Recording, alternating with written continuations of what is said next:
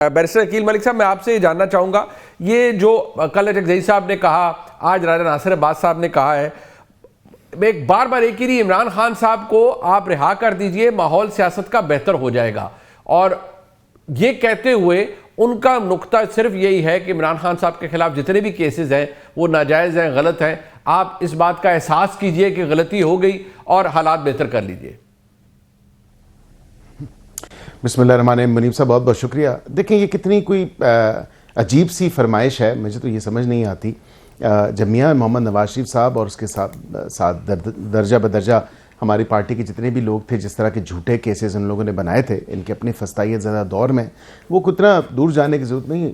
आप भी बखूबी वाकिफ़ हैं, इमरान खान साहब का जो 3.5 पौने 4 साल का जो दौर था, उसमें अमेरिका तक जाके कहते थे एसी उतरवा दूंगा, फलां कर दूंगा, ये हो जाएगा, वो हो जाएगा। हमने भी तो अदालतों से रिलीफ लिया, हमने तो रहम करम की अपील तो नहीं की। हमने ये तो नहीं कहा मावराए आईन या कानून जो है हमें अदालतों के दरवाजे खोलें और निकाल दें।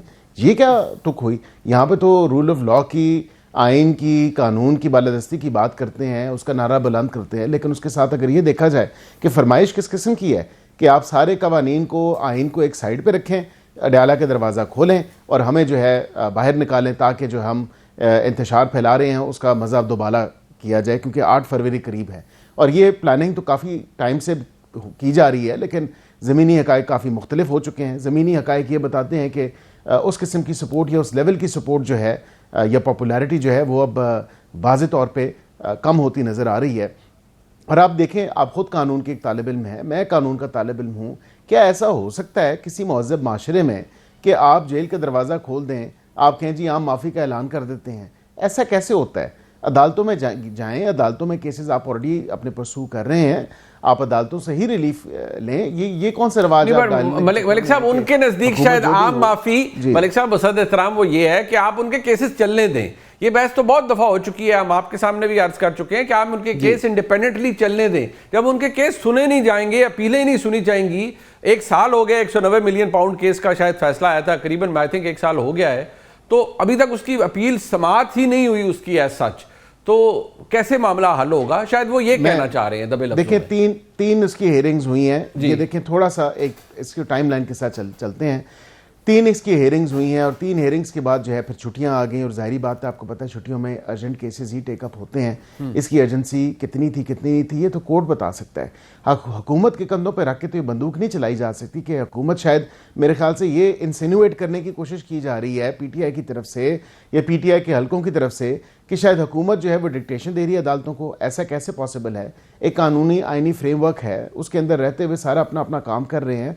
अब अदालतें जो हैं वो कल मेरी तरफ से केस लगा दें, हमें तो कोई उससे सरोकार नहीं है, लेकिन उसका अगर इनका केस नहीं लग रहा, पहली तो बात यह है कि जो सज़ा ज़्यादा हो तो फिर जाहिर बात है कि कम सज़ा, क्योंकि आप और मैं कानून हम दोनों तालिब इल्म कानून के, और आपने देखा होगा प्रैक्टिस में भी कि जब कभी 3 साल या प्रोहिबिटरी क्लॉज से कम हो उसकी सज़ा, जो कि 7 साल या 7 साल से कम होती है, तो फिर वो जल्दी टेकअप कर लेती हैं अपील्स। और ताकि क्योंकि जो सज़ा है उसका ज़्यादा दौरानिया जो है वो बिहाइंड बार्स या जेल की सलाखों के पीछे ना गुजारा जाए। अगर कोई ऐसा एरर हुआ है जज साहब की तरफ से। लेकिन हैविंग सेड दैट, साथ में ये भी पॉइंट ज़रूरी है कि यहाँ पे तो देखें ना, उनको कितनी सज़ा हुई है।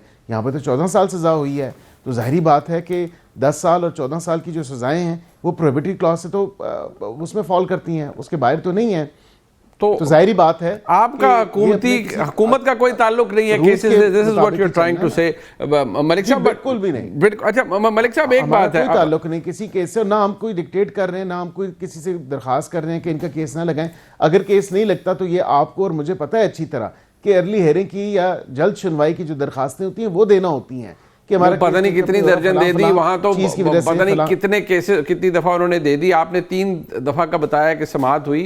मैं वही कह रहा हूँ, बाकायदा समाअत, यानी कि जिसके अंदर कोई आप आर्ग्यूमेंट्स होते हैं, कुछ होता है, कभी नैब वक्त मांग लेता है, कभी छुट्टियाँ आ जाती हैं और पूरा साल गुजर जाता है। 3 समाअतों का मतलब है 3 दिन। उसके अलावा अगर 365 दिन है तो 362 दिन साल के होंगे। उनमें से आप 70 दिन, 80 दिन, 90 दिन की छुट्टियां निकाल दें तो फिर भी 200-250 दिन तो बचते ही होंगे। उसमें भी समाअत नहीं हुई। लेकिन चले 200-250 दिन जो आपकी 200 देखे ना, तो जो 25 करोड़ अवाम है उनके भी तो केसेस हैं, खाली उस 25 करोड़ अवाम में से चले ठीक है, ये देखिए ये उसमें एक शख्स तो नहीं है। बिल्कुल ठीक है, आपकी बात बिल्कुल अपनी जगह है, बाकी और लोगों के भी केसेस होंगे। अमजद अली खान साहब देखिए, इस वक्त भी आई थिंक आप अडयाला के बाहर ही हैं, बट इशू यहाँ ये है कि आज जो मैं कौमी असेंबली की या सेनेट के अंदर जो तकरीरें सुन रहा था आज, उसमें मेरे ख्याल में पॉइंट यही सामने आता है कि आप 8 फरवरी 2024 को छोड़ दीजिए, तो फिर शायद इमरान खान साहब की रिहाई के लिए आप हुकूमत से बात कर सकते हैं। पहले माहौल आप भी वो शायद आपसे तवक्को करते हैं कि आप उसको भूल जाएं और आगे चलें। अच्छा, सबसे पहले मुनीब भाई बात यही है कि मतलब अगर रिया पे माहौल मुज़ाकरात के लिए हम नहीं बनाते तो मेरे ख्याल में मुज़ाकरात का कोई फ़ायदा ही नहीं है फिर, क्योंकि हमें पहले से पता है कि किस तरीके से किस तरह मुज़ाकरात होंगे। और पाकिस्तान की अगर आप तारीख को देखें तो मुज़ाकरात के साथ साथ अगर आप एहतजाज नहीं करते, जिस तरह अयूब खान के दौर में हुआ था, अयूब खान को मुज़ाकरात के ज़रिए कुर्सी से नहीं हटाया गया था, या उसके बाद अगर ज़िया उल हक साहब या इस तरह मुशर्रफ साहब को अगर आप देखें तो मुज़ाकरात की ऑफ़र तो हमारी है, लेकिन मुज़ाकरात बामानी और बाइख्तियार लोगों के साथ अगर हो तो मुज़ाकरात नतीजाखेज़ हो सकेंगे। क्योंकि अगर आप पार्लियामान को देखें तो मेरे ख्याल में पार्लियामान की कार्रवाई जिस तरीके से चल रही है, इससे बखूबी आप अंदाज़ा लगा सकते हैं कि वो चीज़ मतलब सारा सेंसरशिप यहाँ पे होता है। पार्लियामान की तारीख में मेरे ख्याल में पहली मरतबा ये हुआ कि जुनैद अकबर खान ने एक तकरीर यहाँ पे की थी, वो तकरीर अब तक गायब है। अच्छा, तो इतनी सेंसरशिप, क्योंकि पार्लियामान के फ्लोर पे आप कुछ भी कह सकते हैं लेकिन कोई बंदा सेंसर उसको नहीं करवा सकता। तो अगर ये हाल है तो इसी वजह से पहले मुज़ाकरात का अगर माहौल बन जाए तो उसके बाद मेरे ख्याल में मुज़ाकरात अगर हो तो ज़्यादा बामानी मुज़ाकरात हो सकती है। दूसरी बात, जिस तरह बैरिस्टर साहब ने बात की, नवाज शरीफ साहब जब आए थे 2005 में 2007 में, तो नेशनल रिकॉन्सिलिएशन वो NRO के जरिए नहीं आए थे वहाँ से। ये तो मेरे ख्याल में, और मुस्लिम लीग नून की अगर आप सियासत को देखें, मेरे ख्याल में सुप्रीम कोर्ट पे हमला, मेरे ख्याल में नहीं बल्कि यकीनी तौर पे सुप्रीम कोर्ट पे हमला किसने किया था? सुप्रीम कोर्ट पे हमला मुस्लिम लीग नून ही नहीं किया था।